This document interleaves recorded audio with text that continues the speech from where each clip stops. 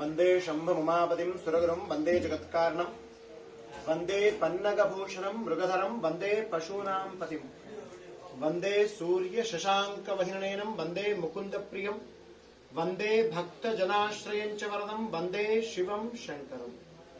ఈ రోజు మహాశివరాత్రి పర్వదినం. తేదీ మార్చ్ 8వ తేదీ శుక్రవారం.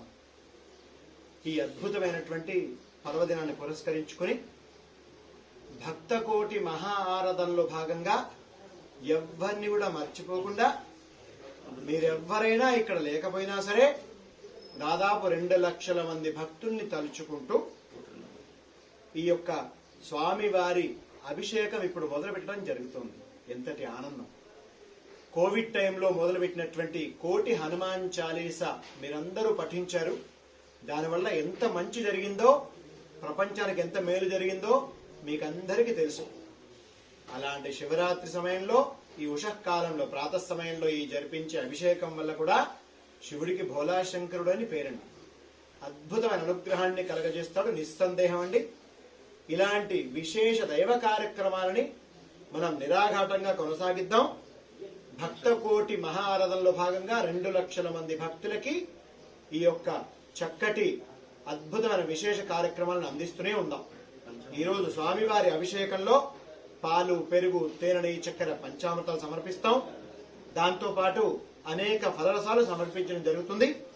సుగంధ ద్రవ్యాల్లో భాగంగా జాజికాయ, జాపత్రి, పచ్చకర్పూరం, కుంకుమ పువ్వు, లవంగం, ఇలాచి, అలాగే గంగాజలము, పన్నీరు, అనేక ఫలరసాలతో స్వామికి అభిషేకం ఉంటుంది. విభూతి అభిషేకం ఉంటుంది. చందనం, పసుపుతో అభిషేకం ఉంటుంది. ఇక్కడ స్వామివారికి అభిషేకం చేస్తే దానికి తగ్గ ఫలితం భోలాశంకరుడు మనకు అనుగ్రహిస్తాడు. పాలు సమర్పిస్తే తేజస్సు అనుగ్రహిస్తాడు. పెరుగు ద్వారా లేజినెస్, అలసత్వం దూరం చేస్తాడు. తేనె, నెయ్యి సమర్పిస్తే మంచి సంతానం, అనుకున్న పని సాధించే నేర్పు కలగజేస్తాడు. చక్కెర సమర్పిస్తే శత్రుబాధ నివారణ. ఇది అభిషేకంలో చక్కటి అర్థం అండి. అందుకని ఒక ముక్క జాగ్రత్త గుర్తుపెట్టుకోండి. మనం పుట్టంగానే గుక్క పెట్టి ఏడుస్తామని తల్లికి పాలు సిద్ధంగా పెడితే సిగ్గుపడకుండా 6 నెలలు తాగి పెరుగుతామండి. అలాంటి స్వామికి ఏమిచ్చినా తక్కువే కదండి. అందుకని ఏదైతే గ్రామ స్థాయిలో పురాతన దేవాలయాలు ఉంటాయో వాటినన్నింటినీ బాగు చేసే ఒక అద్భుత అవకాశాన్ని మనం తీసుకుందాం. నిస్సందేహంగా ఈ ధర్మ సంస్థాపన ద్వారా అనేక శుభ కార్యక్రమాలు జరుగుతున్నాయి. ఇక ముందు కూడా మీ అందరి సహకారాన్ని ఆశిస్తూ అందరికి శుభం జరగాలి.